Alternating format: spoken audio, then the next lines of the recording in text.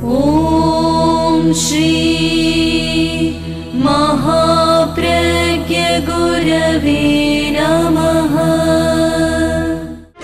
जिसके सांसों में रहता है शाश्वत शांति का स्पंदन, उस महाप्रज्ञ को वंदन, उस महाप्रज्ञ को वंदन। सत्य अहिंसा अनेकांत को अर्पित जिसका तन मन, उस महाप्रज्ञ को वंदन, उस महाप्रज्ञ को वंदन। जिसके सांसों में रहता है शाश्वत शांति का स्पंदन, उस महाप्रज्ञ को वंदन, उस महाप्रज्ञ को वंदन।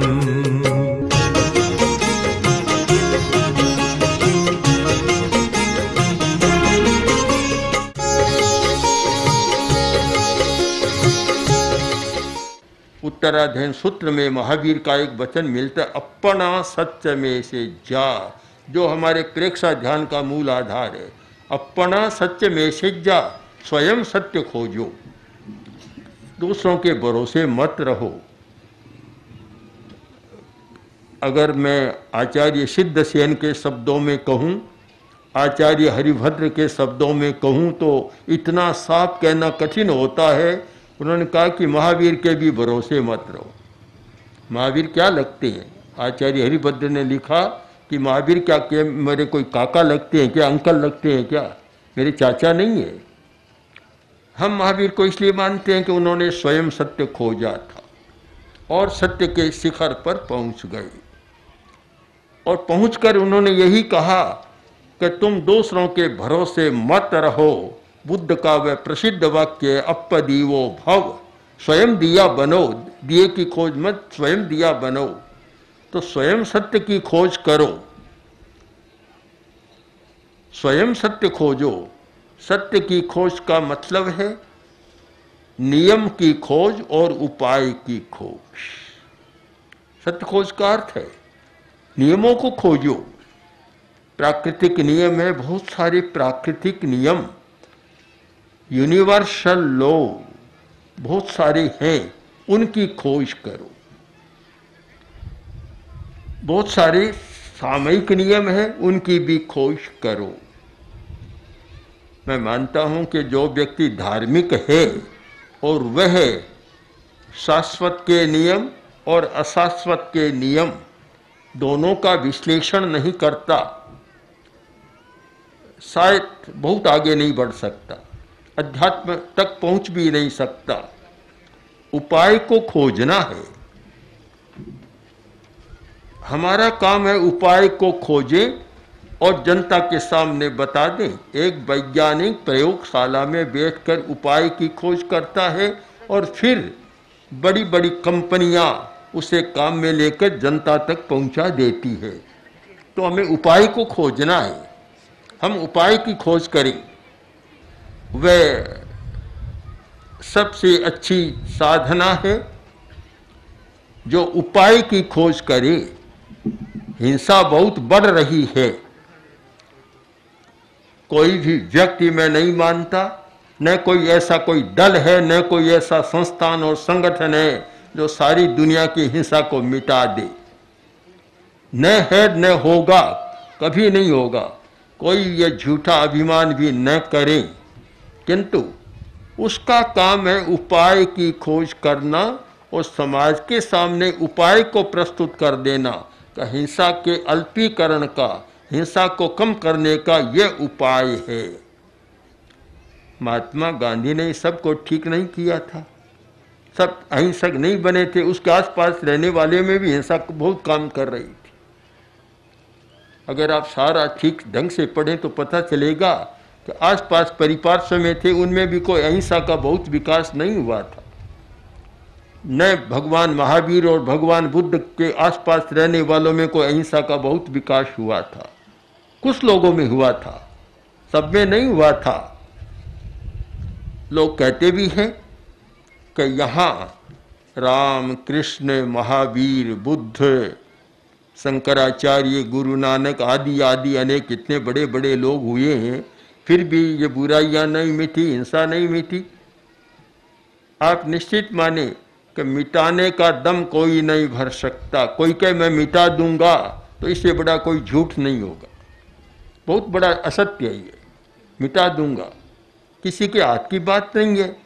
हर व्यक्ति की अपनी स्वतंत्र चेतना है, हर व्यक्ति का अपना स्वतंत्र चिंतन है और हर व्यक्ति की अपनी स्वतंत्र धारा है, कोई मिटा नहीं सकता।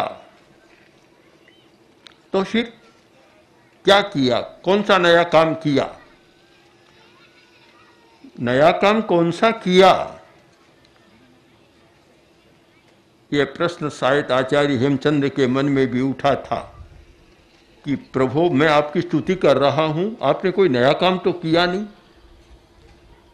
एक बड़ा सुंदर श्लोक उन्होंने लिखा, यथास्थितम वस्तु दृशं नदी से न तादृशं कौशलमाश्रितोषि तुरंग श्रृंगान्युपपादयद्भ्यो नमक परेभ्यो नव पंडितेभ्ये। आचार्य हेमचंद्र के मन में प्रश्न उठा, बोले कि महावीर भगवान मैं आपको क्यों नमस्कार करूं, क्यों करूं? आपने कोई नया काम तो किया नहीं। मैं तो उन पंडितों को नमस्कार करना चाहता हूं जो नया काम करते हैं और जो खरगोश के भी सींग उगा देते हैं, उनको नमस्कार करूं तो एक चमत्कार।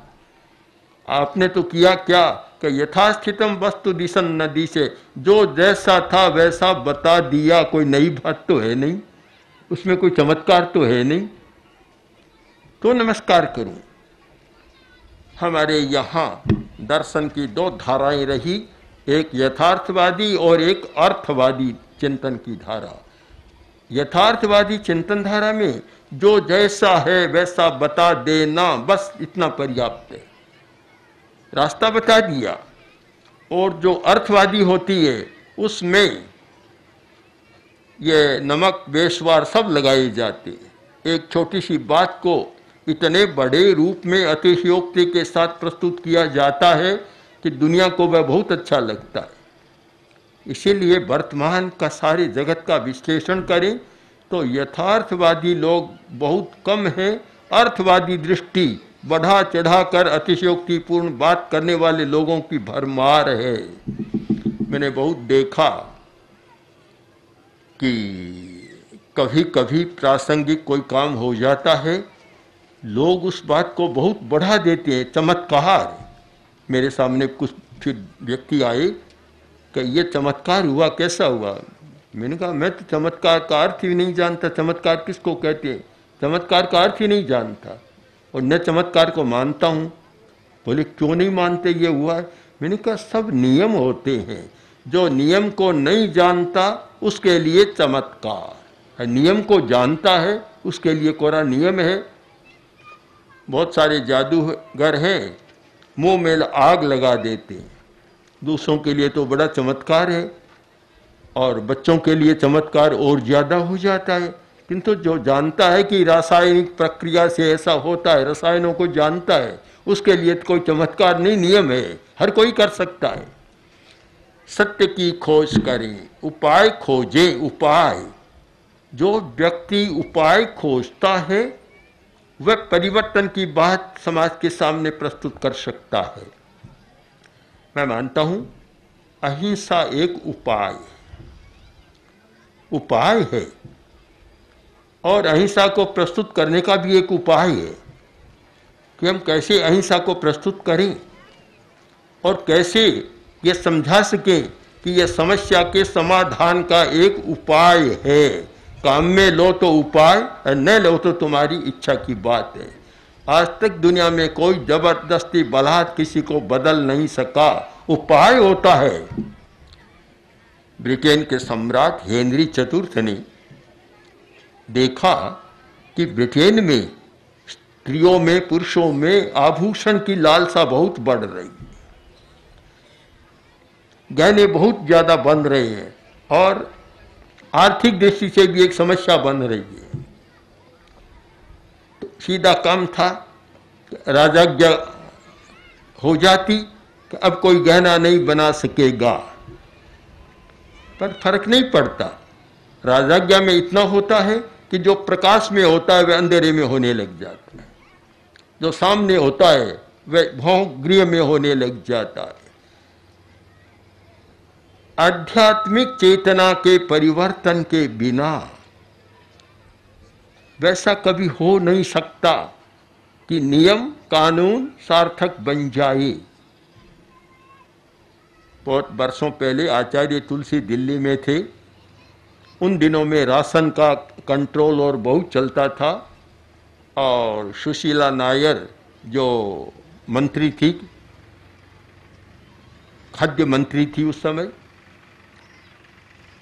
एक दिन एक कार्यक्रम का संयोजन किया गया और सुशीला जी भी और दूसरे मंत्री या बहुत सारे बाजार के व्यापारी लोग थे। तो सब निष्कर्ष में यह आया कि राशन के बिना भी काम नहीं चलता, राशन होता है तो समस्या यह है। हमने देखा पहले दिन तो दिल्ली के नायब बाजार में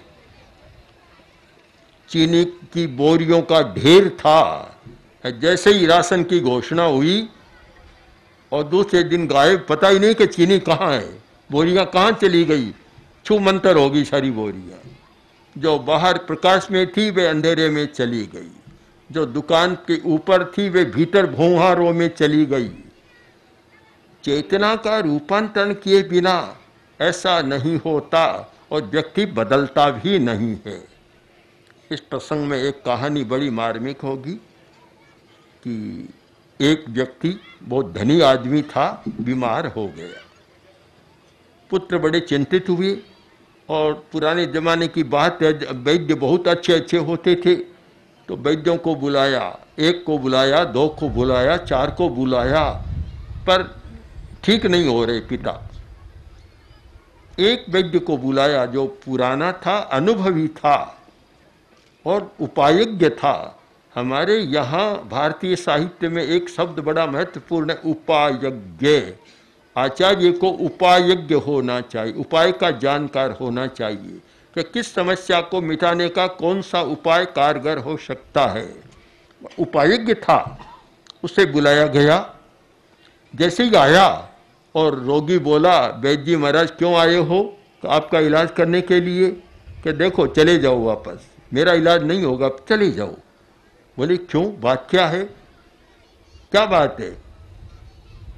कि बात यह है कि खांसी की बीमारी है, कफ है, फेफड़ा जाम है, और जो भी वैद्य आता है नाड़ी देखता है और कहता आपके कफ है, फेफड़ा जाम है, मैं आपको दवा दूंगा, पर शर्त है कि दही छोड़ना पड़ेगा। और वह कहता चाहे मर जाऊं पर दही तो मैं नहीं छोड़ सकता। अब दोनों समस्या थी, आप भी वही कहेंगे, इसलिए आप क्यों श्रम करते हैं, पहले ही चले जाइए। वैद्य बोला किसने कहा दही मत खाओ? कि आपके भाई सब आए, सब कहते हैं नहीं नहीं, वे जानते नहीं है। मैं तो कहता हूं कि अगर 1 किलो खाते हो तो मेरी दवा के साथ 2 किलो खाना है, तब तो अच्छे हो, बैठ जाओ। बैठ गए, बिठा लिया, बातचीत शुरू हुई और वैद्य ने कहा मैं तुम्हें दवा दूंगा और दही खूब खाना, मैं बिल्कुल मना नहीं करूंगा। तो बोले वैद्य महाराज बात क्या है?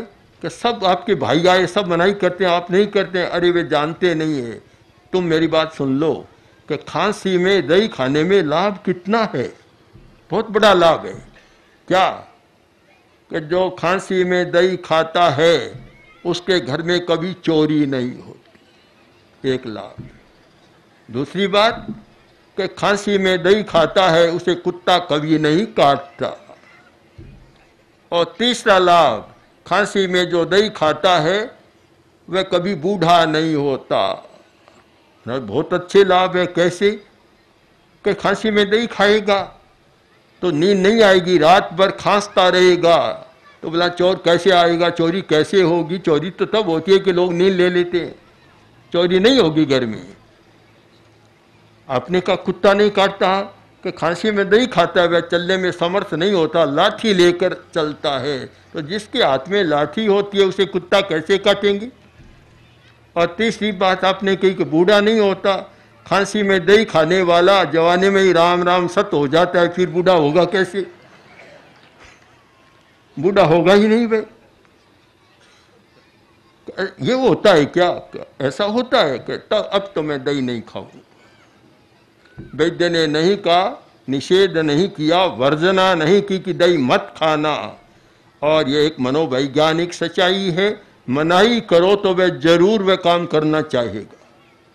मनाही मत करो, उपाय बताओ। वैद्य उपायज्ञ था कि दही भी छुड़ा दिया, दवा दी, स्वस्थ भी बना दिया। हमें उपायज्ञ होना है। मैं देखता हूं आज हिंदुस्तान में बहुत सारी संस्थाएं काम कर रही, स्वेच्छासेवी संस्थाएं भी हजारों हैं हमारे यहाँ, अच्छा अच्छा काम कर रही है। सबका काम भी चलता है, चाहे तो पर्यावरण का क्षेत्र है, चाहे गोवंश का क्षेत्र है, चाहे मांस निर्यात का क्षेत्र है,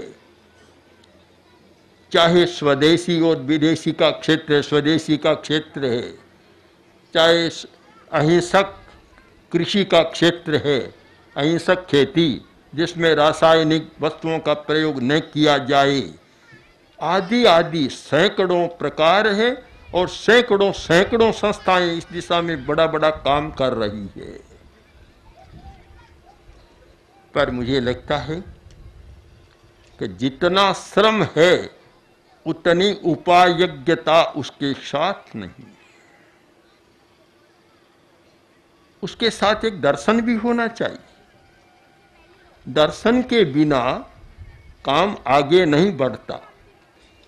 राजा प्रदेशी जो संभवतः बिहार उधर का राजा था, बहुत शक्तिशाली राजा था और बिल्कुल नास्तिक विचारधारा वाला राजा था। आत्मा को नहीं मानता था, हिंसा में बड़ा विश्वास था, बहुत विश्वास। कि एक बार वह पार्श्वनाथ भगवान के शिष्य केशी स्वामी उनके पास आ गया, किसी कारण से आ गया, आया और बातचीत की, लंबी चर्चा हुई। आखिर समझ में तो आ गया कि आत्मा है, परलोक है, कर्म है, पुनर्जन्म है, स्वर्ग है, नरक है, मोक्ष है, आदि आदि सारी बातें समझ में आ गई। समझ में तो आ गई, पर बोला कि कैसे स्वामी आप अपनी परंपरा में चले और मेरी यह परंपरा कुल से रही है कि मारो काटो, हिंसा करो, क्रूर दंड दो। अब आप अपनी बात को निभाओ और मैं अपनी को निभाऊंगा, मुझे क्यों छुड़ा रहे हो आप? कैसे स्वामी ने कहा, प्रदेशी मैं छोड़ने की बात नहीं कहता कि तुम छोड़ दो, मैं ये बात ही नहीं करता, पर सच्चाई को जान लेने के बाद भी तुम बदल नहीं रहे हो तो मैं तुम्हें एक कहानी सुनाना चाहता हूँ। उन्होंने कहानी सुनाई कि 4 व्यापारी व्यापार के लिए निकले, बहुत दूर चले गए और वहाँ चले गए उस प्रदेश में कि जहाँ लोह, पीतल, चांदी, सोना की खानें थी। तो पहले सब पहुँचे तो देखा कि लोह बहुत अच्छा है, लोह, तो सब ने गांठें बांध ली लोह की। आगे चले, जब पीतल की आई, तांबे की आई, तो उन्होंने कहा कि लोह को छोड़ो, इसको कर लो। बोला मैं नहीं छोड़ूंगा, ये छोड़ना मेलना बार बार मेरा काम नहीं है, तुम छोड़ो, तुम जानो। 3 ने तो बदल दिया, उसने नहीं बदला। फिर आगे चांदी की आई तो फिर उन्होंने बदल दिया, वह पक्का रहा कि मैं नहीं छोड़ूंगा। जहाँ चौथा क्रम आया सोने की और आगे हीरे की और दूसरी, तो उन्होंने कहा कि हीरा की खान आ गई है, तुम छोड़ दो। कि नहीं मैं नहीं छोड़ूंगा, मैं छोड़ूंगा नहीं। आखिर छोड़ा नहीं, लोह को पकड़े रखा, गांव में आ गए। जिन्होंने हीरा आदि लिए वे तो खूब धनी बन गए और वह वैसा ही रहा। तो कारण क्या? एक मनुष्य में आग्रह की वृत्ति होती है, जो मनोविज्ञान ने कुछ मौलिक मनोवृत्तियां बतलाई है। आग्रह की भी एक मौलिक मनोवृत्ति है। जिस बात को पकड़ लेता है उसे छोड़ना बड़ा मुश्किल है। आग्रह की चेतना का रूपांतरण करना, उसे बदल देना एक बहुत बड़ी बात मानता हूँ। और वह केवल आदेश उपदेश से नहीं होता। मैं स्वयं मानता हूँ कि उपदेश देकर अगर मैं बदल सकूं, ऐसा कोई शक्तिशाली मंत्र मिल जाए तो काया पलट कर सकता हूं। पर मैं सच्चाई को जानता हूं कि प्रवचन उपदेश ये तो एक केवल धारणा को स्पष्ट करने के लिए या कुछ लोगों के लिए मनोरंजन के लिए होता है, कुछ लोगों के लिए ज्ञानवर्धन के लिए होता है, किंतु आदमी बदल जाता है इसमें मेरा विश्वास नहीं है। मैं बहुत बार कहता हूँ कि प्रवचन के द्वारा 20-25% बदलने की संभावना हो सकती है, वह भी इतना नहीं, किंतु बदलने की प्रक्रिया एक अलग होती है और वह है प्रयोगात्मक प्रक्रिया। प्रयोग के द्वारा आदमी बदल सकता है किंतु इसके द्वारा नहीं बदल सकता। इसीलिए यहाँ हमारे पूर्वज ऋषियों ने, साधकों ने एक विद्या की खोज की थी, योग विद्या। और योग विद्या के ऐसे प्रयोग हैं कि जिसके द्वारा आदमी की चेतना को बदला जा सकता है, किंतु सामान्यतः बदल जाए ऐसा मुझे नहीं लगता। एक सरकार थी पहले, अब दूसरी आ गई। एक मध्य प्रदेश की बात नहीं, सर्वत्र जो अनुभव मैं बता रहा हूँ, मैंने अब तक नहीं सुना कि पहली सरकार ने काम किया, दूसरी आएगी वह कमियां तो सब निकालेगी, पर उस सरकार ने इतना अच्छा काम किया यह सुनने को मुझे नहीं मिला। कोई बता दे तो साधुवाद दूंगा उसको। सब कमियां निकालेंगे कि जो पहले की सरकार थी उसने यह नहीं किया, यह नहीं किया, यह नहीं किया, यह नहीं किया। थोड़ा यह भी तो बता दो कि उसने ये काम अच्छा किया, ये अच्छा किया, हम उसको आगे बढ़ाएंगे, कितना अच्छा हो जाए। लगभग अहिंसा के क्षेत्र में भी ऐसा ही हो रहा है मुझे लगता है।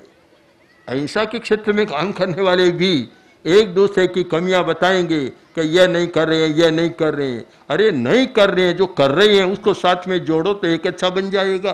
तो आज हमें एक संगठित रूप में अहिंसा समवाय के रूप में, हमने अहिंसा समवाय के लिए 5 सूत्र बतलाए थे कि मिलन, परस्पर मिलो, सहासन, एक आसन पर बैठो, सह चिंतन, साथ में बैठकर चिंतन करो, सह निर्णय, साथ में बैठकर निर्णय करो, और फिर साथ में क्रियान्विति करो अपने क्षेत्र में।